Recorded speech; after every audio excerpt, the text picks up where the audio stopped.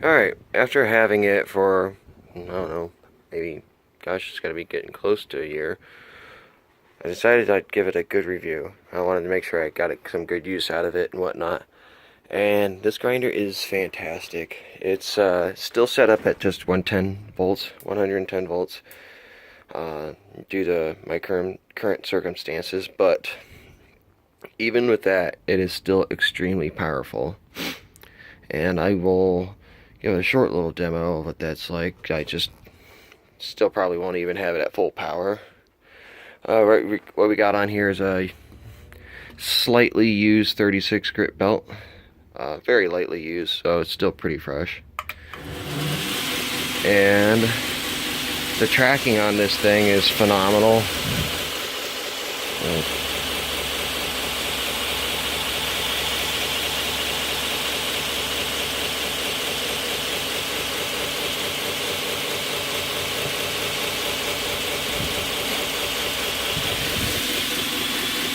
And the grip too is awesome, because even if you have like greasy hands for whatever reason, greasy or dirty hands, you're not going to lose grip with this.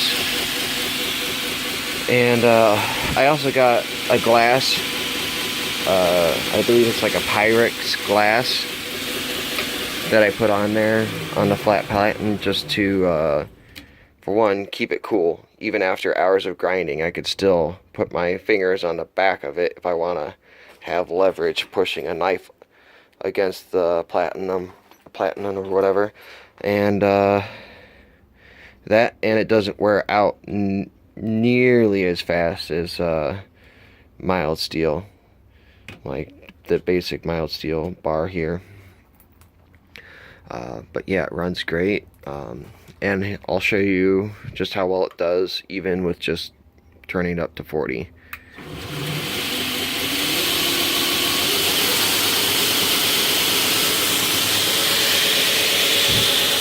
This is, I don't know, I think it's mild steel. I'm not sure what it is. Scrap steel.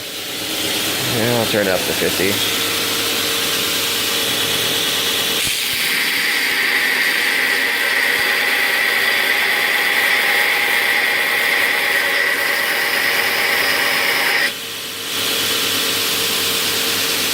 Well, it does a pretty good job.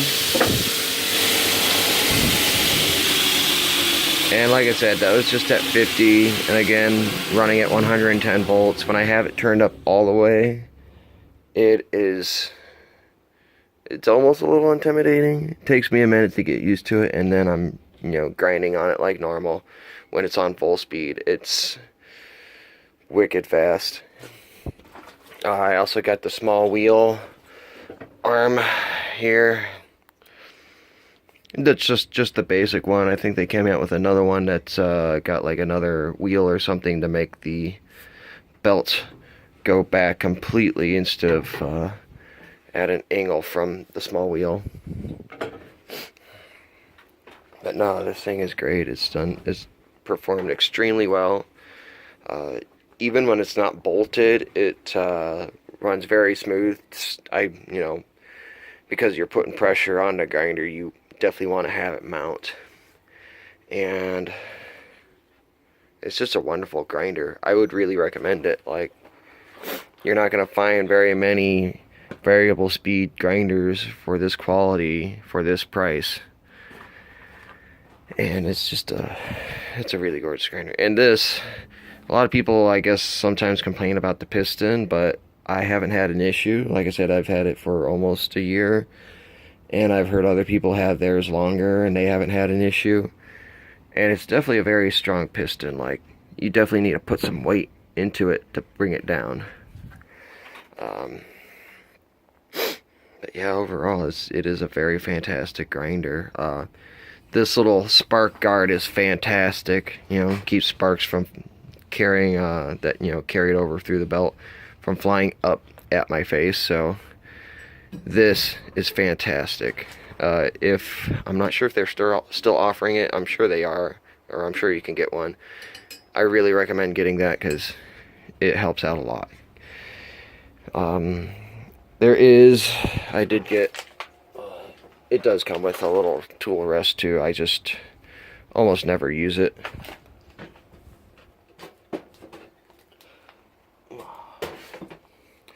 yeah, very, very nice grinder.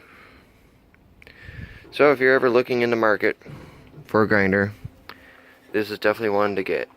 This is just a basic one too. Like they have a basic one and a pro one, and their pro one comes with a 90-degree tilt, and it comes with their rat arm. I can't remember exactly what it stands for, but basically instead of just a tool rest, you got like an arm that can position in any like oddball, high, low, whatever position, and it's very sturdy too. Like I did get to see somebody else's, and it's a very strong arm.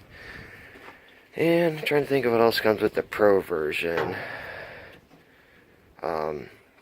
But even if you don't have the money for the pro version, because I think it's about $1,000 more, even if you don't have the money for it, you can always pretty much upgrade to it. I think the only exception is the motor. I think the pro version comes with oh crap, I can't remember. Baldor motor. This one is a Leeson, and it's still a very great motor.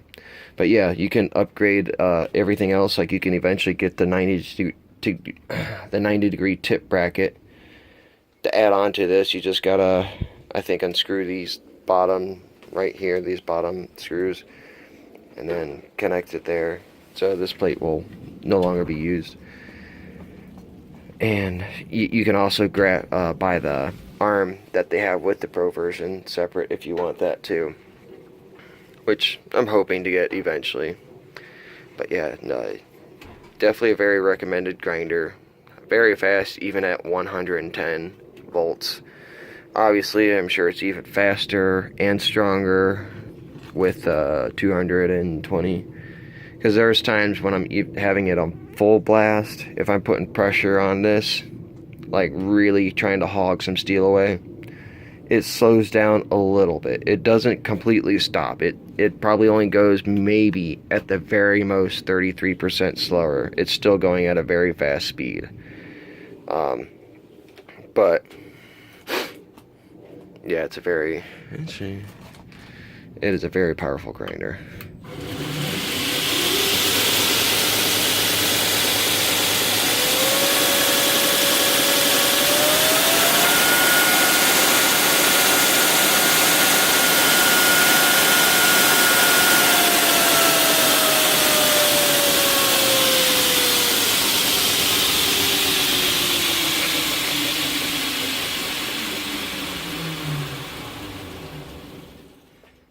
So yeah, I recommend that.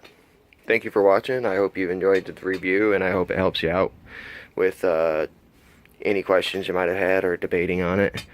If you're, debating which grinder you should get, it is a very fantastic grinder. Oh, I think the glass does come separate, so if you do get this, make sure you ask for the glass. It is very worth it, because like I said, keeps the platen cool if you're grinding for hours. Which, from what I hear, keeps belts lasting longer too, is when the platen's, not heating up. And also you can touch it without burning yourself. And again, just doesn't wear out nearly as fast. So definitely get the glass platen, or well, you pretty much have to put it on yourself, but that's nothing hard at all. You just glue it on and you're set pretty much. So yeah. Great grinder. Alright, thank you for watching. Hope you enjoyed it.